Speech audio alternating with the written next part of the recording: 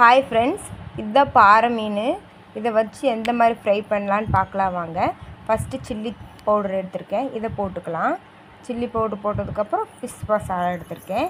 நான் எல்லாமே சக்தி தான் யூஸ் பண்ணுவேன், அதையும் போட்டுக்கலாம். அடுத்தது கார்ன்ஃப்ளவர் மாவு, அதையும் போட்டுக்கலாம். லைட்டாக உப்பு போட்டுக்கலாம். அதுக்கடுத்து இஞ்சி பூண்டு பேஸ்ட் ஆட் பண்ணிக்கலாம். இது எல்லாத்தையும் போட்டு நல்லா மிக்ஸ் பண்ணிக்கலாம். ஃபுல்லாக நல்லா மிக்ஸ் பண்ணியாச்சு. இந்த மாதிரி நல்லா மிக்ஸ் பண்ணி வச்சுக்கோங்க. நல்லா மிக்ஸ் பண்ணி வச்சதுக்கப்புறம் கொஞ்சம் நேரம் இந்த மாதிரி தட்டத்தில் நல்லா காய விட்டிங்கன்னா அடுப்பில் இந்த மாதிரி ஒரு கடாயை வச்சுக்கலாம்.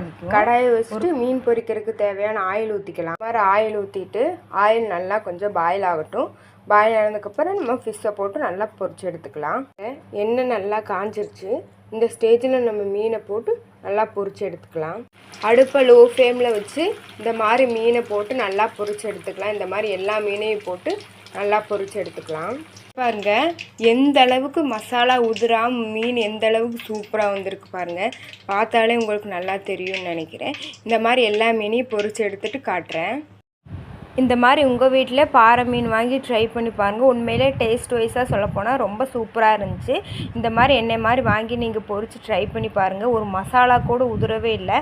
ட்ரை பண்ணி பார்த்துட்டு எனக்கு கமெண்ட் பண்ணுங்கள். எங்கள் வீடியோ பிடிச்சிருந்துச்சுன்னா லைக் அண்ட் சப்ஸ்கிரைப்